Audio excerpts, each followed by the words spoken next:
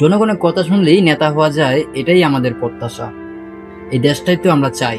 আসসালামু আলাইকুম প্রিয় দর্শক, আশা করি সবাই ভালো আছেন।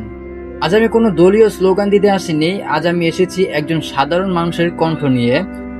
আজ আমি কথা বলবো একটা স্বপ্নের বাংলাদেশের কথা, যে বাংলাদেশের নেতা জনগণের থেকে দূরে না, নেতা জনগণের মাঝেই থাকে।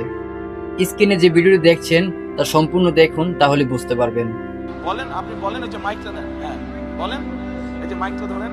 সাচ্চু আমাদের বাসার 20 ফিট জায়গা দখল করে নিয়ে গেছে, অনেক জায়গা দখল করে নিয়ে গেছে সাচ্চু।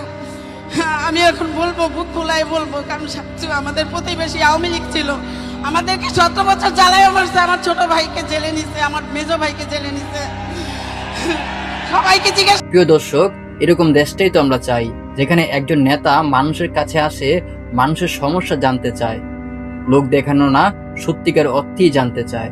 আজ আমরা দেখেছি তারেক রহমানের জনগণের মাধ্যমে জনগণের সমস্যাগুলো জানার চেষ্টা করেছেন, সমাধানের পথ খুঁজছেন। ভাই, এটাই অনেক কিছু। এই চেষ্টাই, আন্তরিকতাই একজন নেতাকে আলাদা করে তোলে। তারেক রহমান ভাইয়ের কাছে অনুরোধ জানাচ্ছি, আজ আপনার কাছে একজন নাগরিক হিসেবে একটা বিনীত অনুরোধ আছে।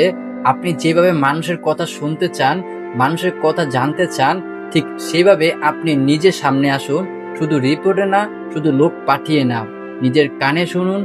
কার ছেলে চাকরি পায়নি, কার বাবা চিকিৎসা পাচ্ছে না, কার মা বাজারে গেলে অপমানিত হয়, এই কষ্টগুলো নিজে শুনুন, সমাবেশ করুন, তাহলেই আপনি দেশের বাস্তবতা বুঝতে পারবেন। প্রিয় দর্শক, একটা প্রস্তাব রাখছি, প্রতিটা এলাকায় খোলা মাঠে গণশুনানির ব্যবস্থা করা হোক। একজন মানুষ 5 মিনিট করে কথা বলবে, কোনো ভয় ছাড়া, কোনো বাধা ছাড়া। নেতা শুনবেন, নোট নেবেন আর বলবেন, এই সমস্যার দায়িত্ব আমি নিলাম।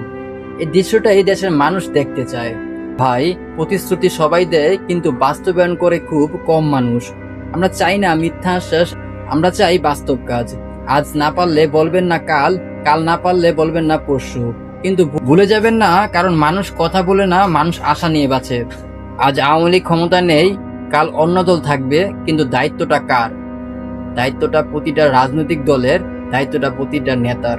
বিএনপি ক্ষমতা থাকুক বা না থাকুক, সরকার যেই হোক না কেন, এই দেশের কাজ নিজের নাগরিকের কথা শোনা, এই দেশের জনগণের কথা শোনা প্রতিটা নেতার দায়িত্ব। বিশ্বাস করেন, যে নেতা মানুষের পাশে দাঁড়ায়, সে ক্ষমতা না থাকলেও মানুষের হৃদয়ে থাকে, আর মানুষের দোয়া সবচেয়ে বড় শক্তি। তারেক রহমান ভাই, আপনি যদি এভাবে কাজ করেন, দেশ আপনাকে ভালোবাসবে, মা বোনেরা আপনার জন্য দোয়া করবে, বাবারা আপনাকে নিজের সন্তানের মতো ভালোবাসবে। ভবিষ্যতে বাংলাদেশের স্বপ্ন আমি